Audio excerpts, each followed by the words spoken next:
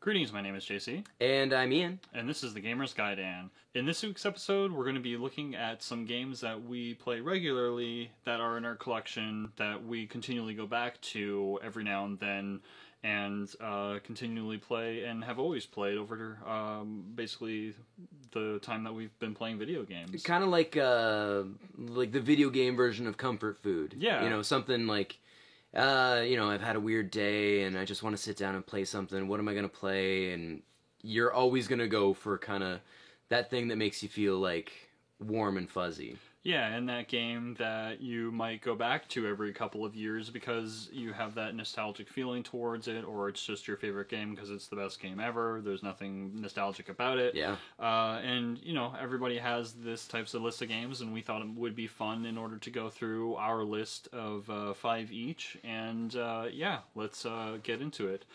So you probably noticed the background is a little different. We're actually at Ian's place, and we're going to first start off by going through his 5 games, and then we'll skip on over to my place, and then continue on the episode. So we'll see you in a sec. So the first game on my list is Bully for the PlayStation 2.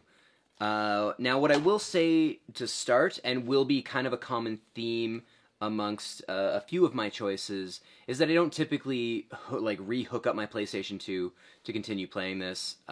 It's been re-released on it was re-released on the 360 and PS3, and it's been re-released again on Xbox One and PS4, and I have repurchased it twice on those systems digitally and play it that way instead of going back and hooking up the old system and going through that.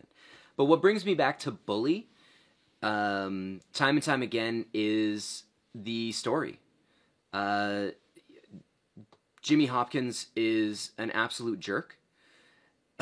He starts out as a very unlikable character, but he has so many redeeming qualities, and you really get to see growth in the character, and that, yes, everyone is actually out to get him.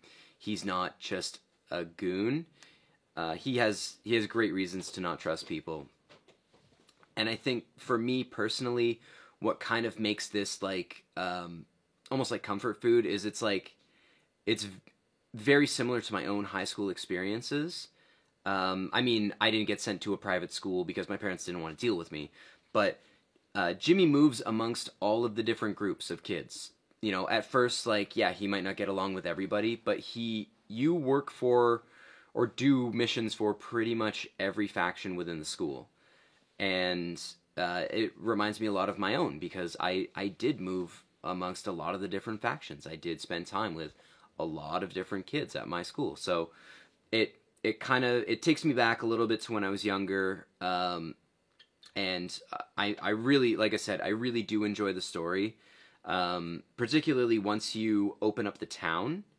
To me, that's when the game really opens up, and you've got so many more options, so many more things to do, lots of mini games. It essentially is Grand Theft Auto for teens, and it was super controversial at the time because of that. But yeah, I would honestly play Bully before I would play any of the older Grand Theft Autos. I find the characters are more interesting. The story's a lot better told. And Rockstar is probably one of the consistent people who tell great stories. But yeah, for me, Bully is probably one of the better ones. I'm excited for the day when maybe they'll make a Bully 2.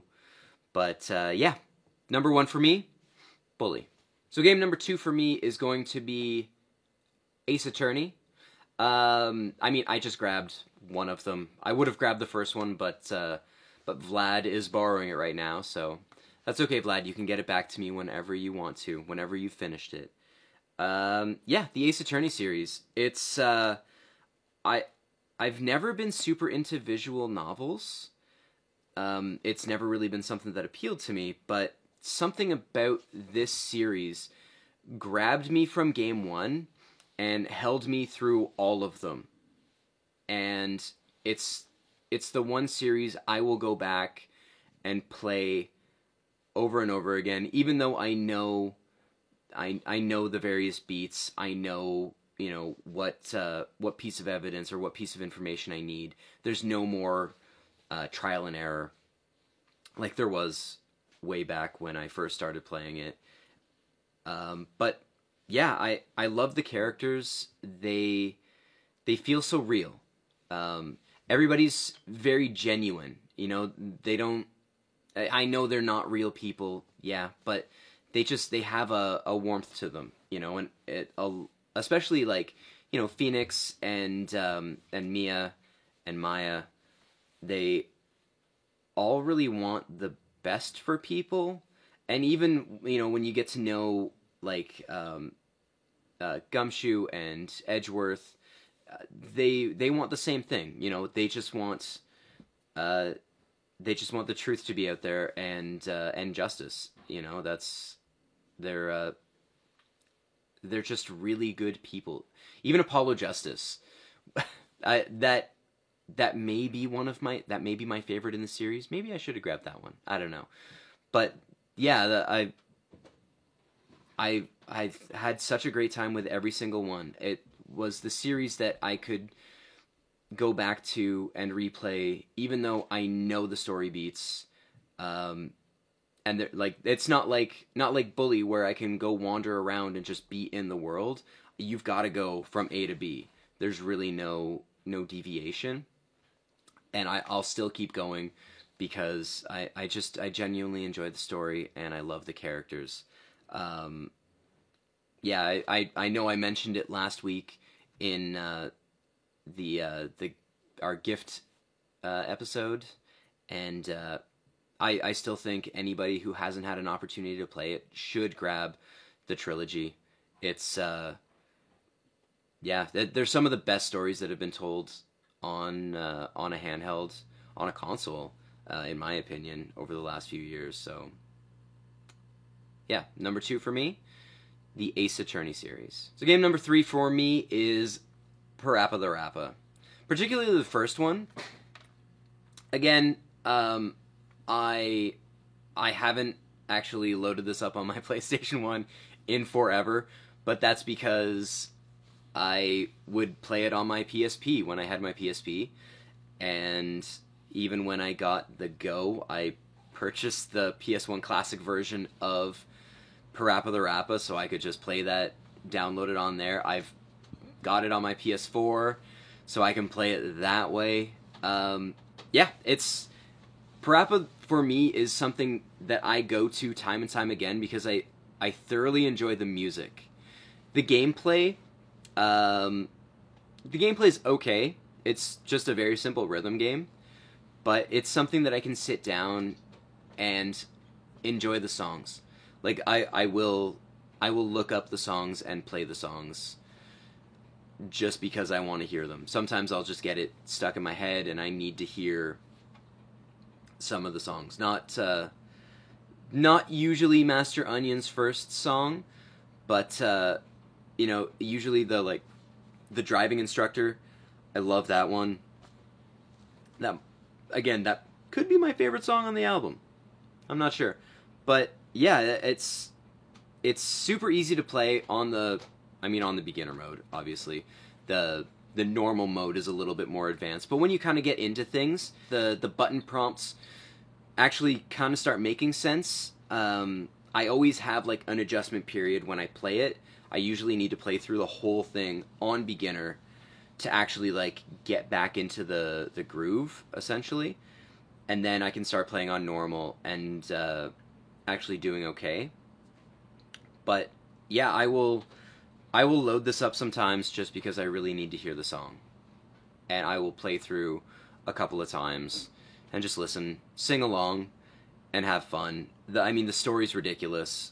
It makes sort of sense, but it's super, super strange.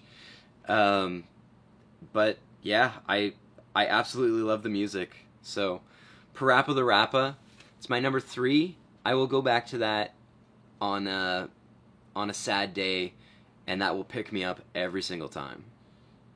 You like that one more than Jimmy? Oh, I put him on the spot. Probably. There's I'm Jammer Lammy. I will load up and play the first mission because the Firefighter song is probably the best song on that entire collection.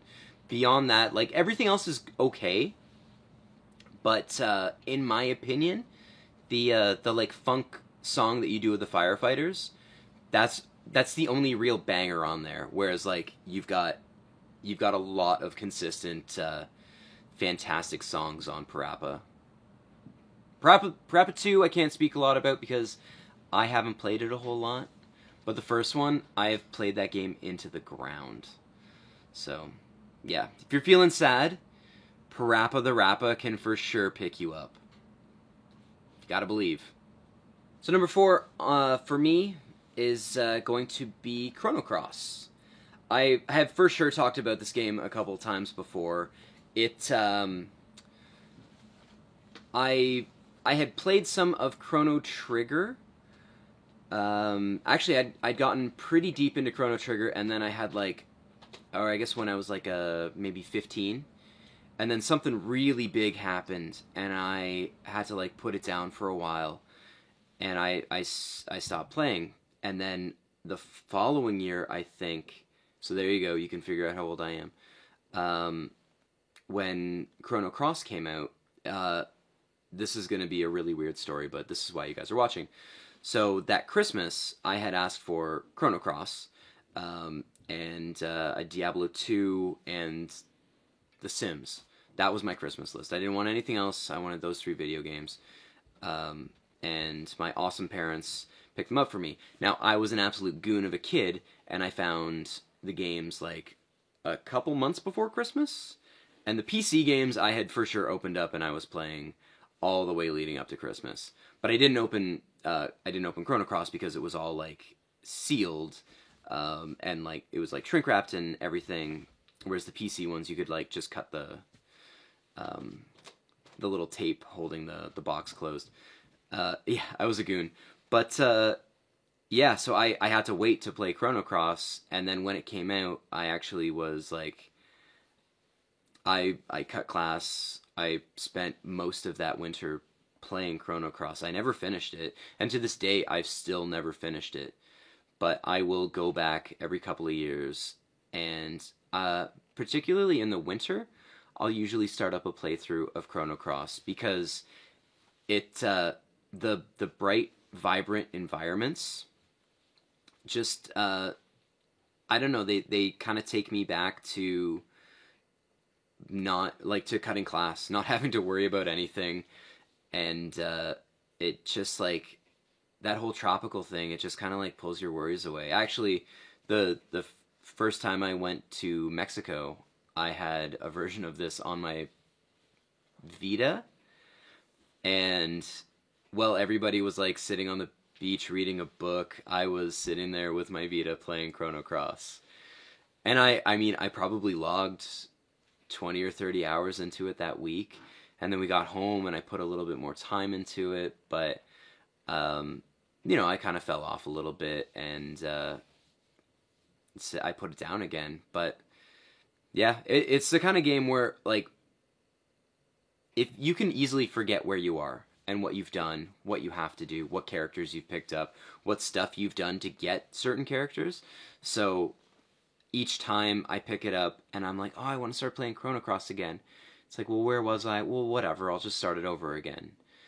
And, for a couple of months, I will have, I'll have a guide on my phone open the whole time, trying to pick up certain characters that I want to make sure that I get into my party, and I will inevitably put it down again because something else will come across my path, and I've got the worst video game ADD.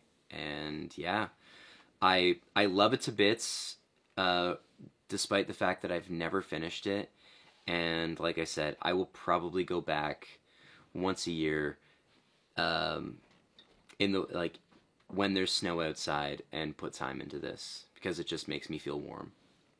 So number 4, Chrono Cross. Someday maybe I will finish this, hopefully. So number 5 for me is going to be Diablo 3. because for some reason I literally just keep buying physical copies of this game. It's probably been the game that I have put the most time into. I could probably give you the least amount of information on it, as far as like optimal builds and what kind of like what my favorite seasonal gear is. But this is something that I will play always. If I don't know what to play, Diablo 3. Like if somebody were to ask me like a multiplayer game, like, hey, are you playing anything online right now? Yeah, Diablo 3. Because this is it. There's something about the gameplay loop in Diablo, in the entire series, from finding the first one. It's just, it's so, I guess, pure. You're just grinding for levels and gear. That's it. You just want to, get that next level, get that next item that has slightly better stats than the previous one. And for some reason, like, you'd think something like Borderlands would have grabbed me a lot harder than it did, but it doesn't have the same appeal to me as this. And I know a lot of people will say that the Diablo 3 is maybe the worst in the series. And yeah, like I put a ton of time into Diablo 2. I loved Diablo 2, but the way this has been optimized for console, you can't argue with how well it works. You can't. Everything about it, the fact that you're limited, like your skills are limited, yes, but you get everything you need. You can spec however you want to. You're just limited to that, however many skills it is. And it's always fun finding new items, especially in 3, finding that thing that, oh, okay, like, now I cast 3 magic missiles, well, I'm gonna build as hard into magic missile as I possibly can, and that's gonna be my go-to. I know when I picked it up on the Switch, I went super hard on the Necromancer. I found a ring that let me, summon more skeletons. So I'm like, okay, and just went hard on summoning things to the point where playing it multiplayer with other people, they would kind of bog down because I had so many little ghost things on their screen. And yeah, it's the game you can pick up and play for 3 hours and accomplish so much. But you can also pick it up for 30 minutes and accomplish a lot too. And on top of all of that, you don't have to start over. Everything that I've mentioned before is something that you would need to start from the beginning to really get your full enjoyment out of. As much as I enjoy the story of Diablo, I don't need to get that gameplay loop anymore. I will, load up one of my max level characters. I will play through a few rounds of adventure mode. I might do a couple rifts. If I have some friends with me, I might do some greater rifts. I'll keep going. I have a few friends that I play this with semi-regularly, and, we've started putting seasonal characters together. I never really got into that, but they got me there, and now we're doing seasonal stuff, and that's a whole nother layer. I mean, this game came out in 2012, and 7 years later, I'm still playing it, and still having as much fun as the first day I loaded it up. Yeah. I mean, of everything on my list so far, this is my comfort food. I took a week off of work when this was released on PC, and I played it nonstop for that whole week. When the expansion came out, I started a Crusader, which was the new class, Played through that entirely with a friend of mine, with no voice chat on PC. That was frustrating. And even now, I will play this with friends for hours. And thankfully with the Switch, we can all get together and play this in the same room. Actually, I was on vacation earlier this year, and we had a beautiful view of the beach, and we would spend time on the balcony playing Diablo 3 because we could. We connected, we all connected locally and just, all right, I'm going to power level you guys up to 60, and then we're just going to do adventure mode together, and then we're going to do some rifts, and then some greater rifts, and just keep grinding that gear. And okay, now we're going to do, we're going to get into the torment stuff, and okay, I think you guys are geared well enough. All right, we're going to go to 4, we're going to go to 5, and we're just going to keep going and going and going. And nothing changes about the game, it just gets harder and more fun. So, yeah. Diablo 3. My ultimate comfort food. So thanks for hanging out with me, guys. We're going to go over to JC's. We're going to take a look at his collection and his comfort food. And we'll see you guys in a minute. Greetings. So my first game that I have in my collection that I continually go back to and play regularly, the game is Final Fantasy. These are the main copies that I go back and play. Generally, I go back and play either the Nintendo or the Game Boy Advance version. They're my favorite versions out of the re-releases for the original Final Fantasy. But one of the reasons why I like this game so much is because it was the first role-playing game that I ever played as a kid.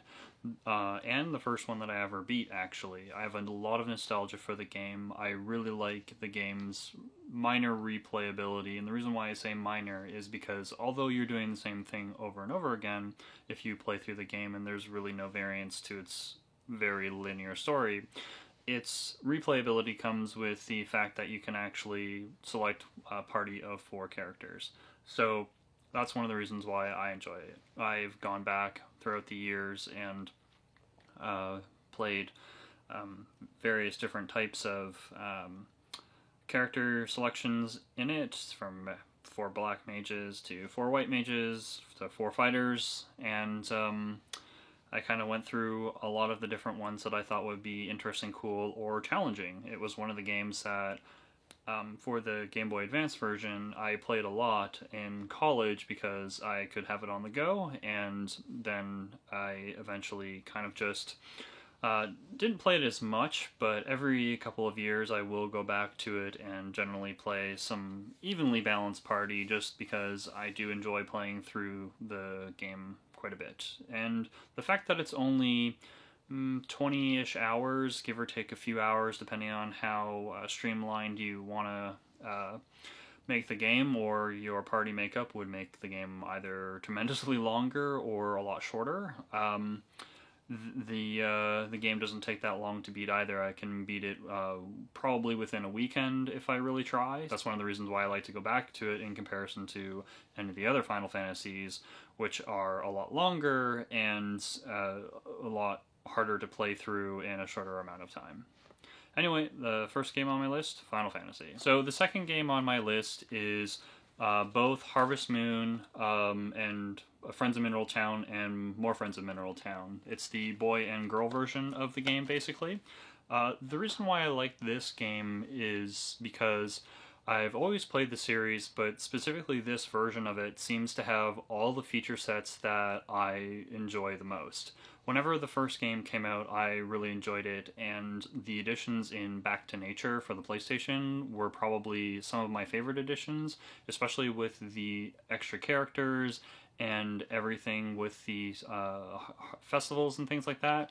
And basically everything that's in that game is and more is in the Friends of Mineral Town Game Boy Advance versions. I'm really looking forward to the English translation of the remake for More Friends and Friends of Mineral Town, which is coming out on the Switch apparently in English, and has just come out or about to come out in Japanese. So I hope that that translation doesn't actually get canceled and that we do actually get to play it in English, because I think that's probably one of the better, more well-loved Harvest Moons as well. Just because of the reasons that I cited. It has some of the best features. It's kind of the apex of the series, in my opinion, and it's really easy to go back to because it's not so realistic that it has so many features that you kind of have too much and are getting overwhelmed, and it's not so simplistic like the original Harvest Moon that it's really fun, but you feel that it is missing a lot of those features that have been added throughout the history of the series. And the more that I look at the current games and the games that were released after it, whether it be the two Story of Seasons games for the DS or the other games for the GameCube and the Nintendo Wii, I find that a lot of them kind of just take pieces of this version and subtract and add a new unique feature to it, and it sometimes it's a really good game and sometimes it's a miss, but it always seems that they're tweaking with the formula of more Friends of Mineral Town and Friends of Mineral Town. That's, yeah, I find it to be the best version, and I'll always go back and play it whenever I'm in the mood to play Harvest Moon. So the next game on my list is, this is the version that I have, the Sega Saturn version of House of the Dead.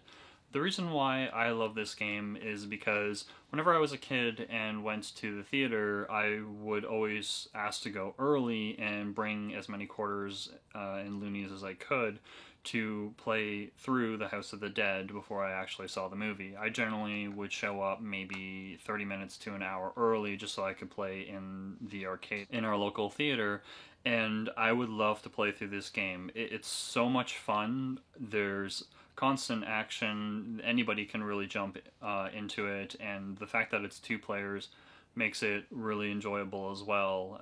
A lot of great memories of my friends and I playing through this game before going to see a movie, or realizing that, oh no, the movie is starting and we have to go, and just kind of like dropping the guns into their holders and going into to see the movie and letting somebody else play with our inserted credits. Yeah, the reason why I show the Sega Saturn version is because that's the version that I usually play the most in the home version.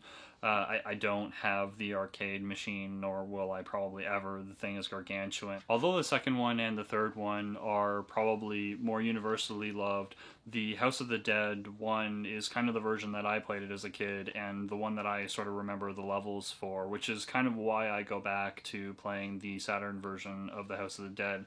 Although the first one is kind of less accessible since it hasn't been really re-released as much as 2 and 3.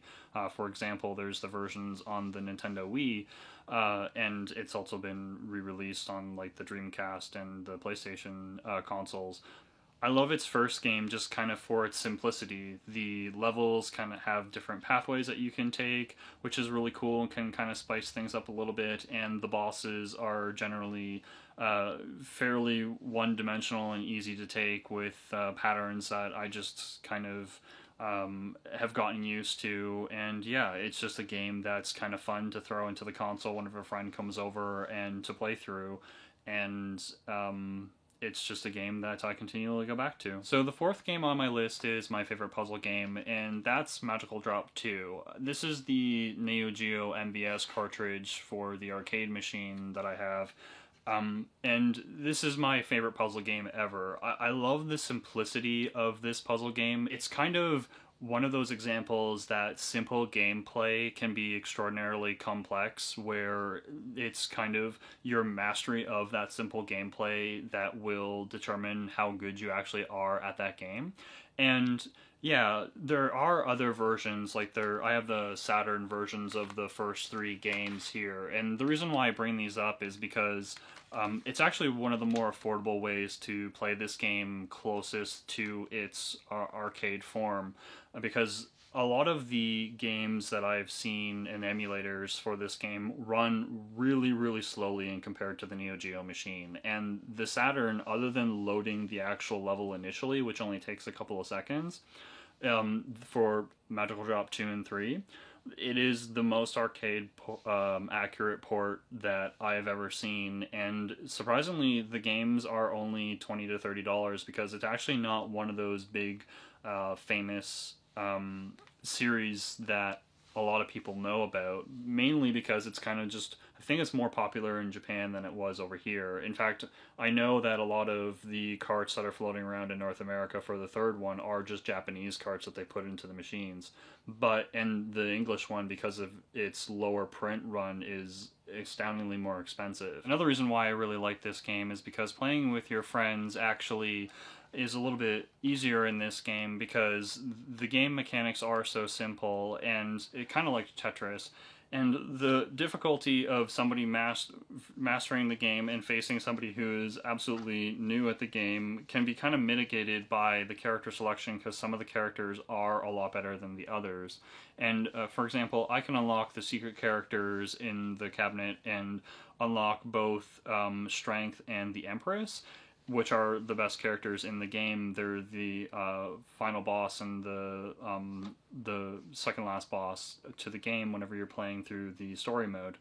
And I just play as the Fool against them, which is the hardest character to play, which makes the game a lot more challenging for me and a little bit more of an even playing field for any of my friends who would like to try and play the game as well. Although the skill differential is still there, because of the way that the characters kind of combo with the different bubbles, it makes it a lot easier because of the ones that'll randomly show up on the screen based on your character. Anyway, it's a game that I've always enjoyed, and I find to be really challenging and fun. And I like to go back to it all the time just because it's kind of that puzzle game that I kind of like to not get rusty at, and constantly just try and challenge myself to see how far I can get with a certain character without dying once, for example, and see if I can still do that like 4 months later and stuff like that, and just play it for a few days until I can again. And yeah, it's a really fun game. If you've never heard of it and you do like puzzle games, I highly recommend looking into it. There's various different versions that you can play. Probably stay away from the cell phone game. Maybe get it on a console or the computer, which I think it's available on as well, the newer one, just because if you have the tactile keys, it'll be a little bit easier to play than swiping on your phone. Maybe that's just me, but yeah, Magical Drop, it's a really great puzzle game. So the last game on my list is from a game series that I continually go back to and play, and I constantly get the new versions that come in, and yeah, sometimes I'm disappointed with it, and sometimes I really enjoy the updates of it. But the one version that I always go back to is coincidentally the first version that I ever played, but I really like its gameplay, and that's Romance of the Three Kingdoms 4. I have the PlayStation version and the other two English versions, which are the Saturn and the Super Nintendo version.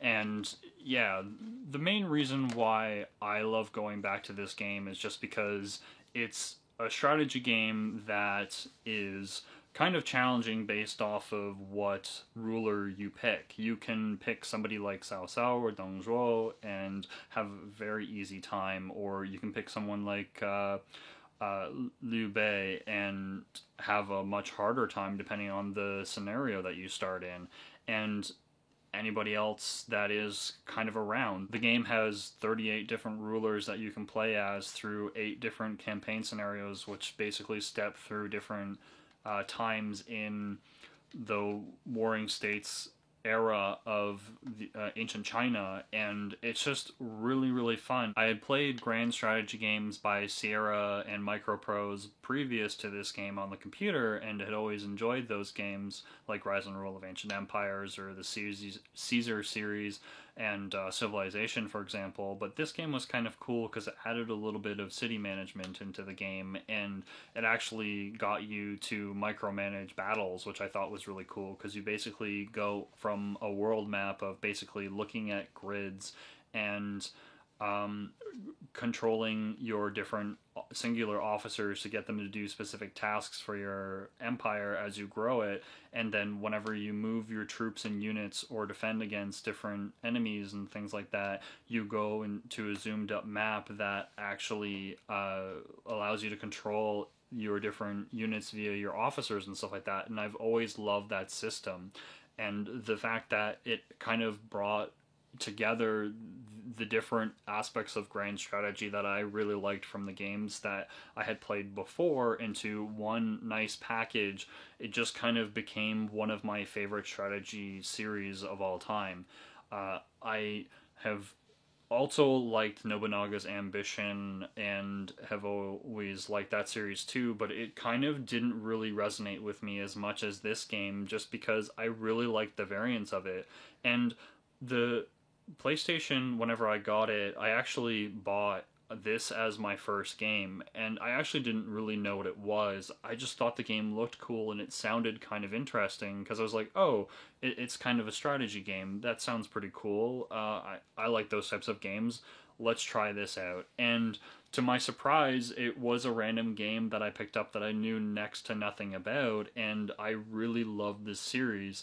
And yeah, I had played it so much that I just played it and beat it with one officer, and then tried it with a different one, and then played it and then beat it, and then played it and then beat it. It's probably that one grand strategy game that I've put more hundreds of hours into, just sort of beating each scenario's officers, that it consumed most of middle school and high school life. And it was the game that I was just always playing on the side for 5 hours here and 5 hours there, and I could always kind of pick it up and be at home, because even though other games had come out whenever I had the PlayStation 2 and it had its new features, and it kind of got rid of the flavor of the old romance games, because they were sort of just more general focused rather than strategy and tactical focused, until 11 came out. And yeah, that's why I kind of go back to that game, just because I've played it so much and have so much experience with it,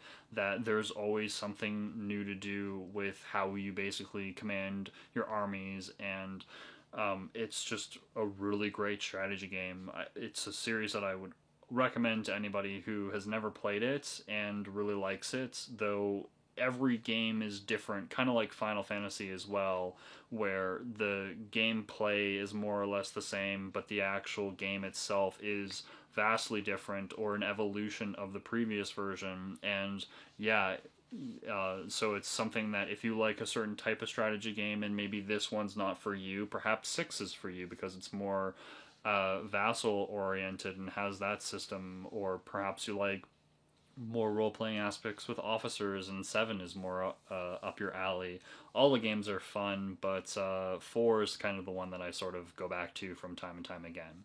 So yeah, that's my list of the 5 games that I constantly go back to in my collection. I've always kind of gone back to these games, and I probably always will. There are many games in my collection that I do go back and play. These just happen to be the ones that I happen to play the most and kind of have gone back to the most over time. And sure, there's a lot of games that I do go back to that I haven't mentioned and I won't mention in the next section, which are my honorable mentions.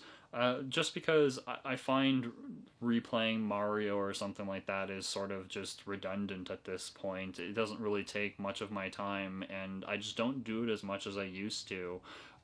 But without further ado, let's move on back over to Ian's place and go on to some honorable mentions from our list that we tried to compile for this series. Yeah, so that's our games that we constantly go back to from time to time, from games in our collection that we like to play over and over again, and revisit whenever the urge strikes us.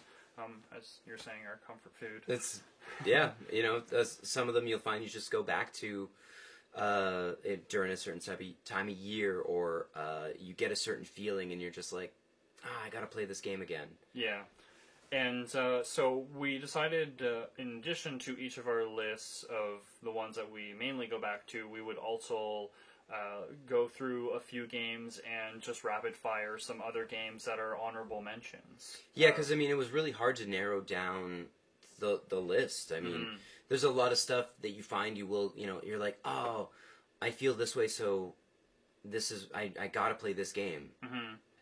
You get feelings attached to a certain game, and then when you have that kind of like, you get that hit of that, you're like, oh, or like something triggers a memory, and you're just like, oh, I remember playing this game. Yeah. And now I gotta go and play it. And as I mentioned before, the games aren't necessarily the greatest games ever, but they are the games that we really like and go back to, and everybody has, those nostalgic games that they like to go back to. We think they're the greatest games ever. Or at least some of them anyway. So let's go through our honorable mentions. I'll start off the list. The first game on my list is Teenage Mutant Ninja Turtles 3, the Manhattan Project for the Nintendo. First on my list is Sonic 2. Yep. And the second one I have is the Genesis game, Streets of Rage. And a third Genesis game here, Altered Beast for me. Cool. And my next one is a PC game. It is Icewind Dale. And your last one? Well, just to be the same as you, JC, I have another PC game. Mine is The Sims, Sims 2. Oh, okay, yeah, that's a good one. In particular, but... Awesome. Yeah, so those are various games, as we mentioned, that we like to go back to, and we replay regularly in our collection. Yeah, if you want us to go into depth a little bit more as to why those games in particular, let us know, and we can certainly justify why I would keep playing The Sims this far into my life, but let us know what you guys go to for your video game comfort food. Yeah, what are those games that you like to go back to time and time again? What's your video game version of macaroni and cheese? Yeah, and be sure to like and subscribe, especially if you've made it this far in the video, and if you know somebody else out there who you think would enjoy this video, why not share it with them? Pass it along. Yeah, we release a podcast, long form, about an hour long, just like this one, once a week, usually releasing on a Wednesday, and various shorter form episodes throughout the week. Whenever we feel like it. So we'll see you next time. This will be like the first episode that I've worn the hat. Yeah. Yeah, you usually are hat free. Yeah. But you have your hat in the picture. Yes, that's right. That's why I was bringing it up. Yep.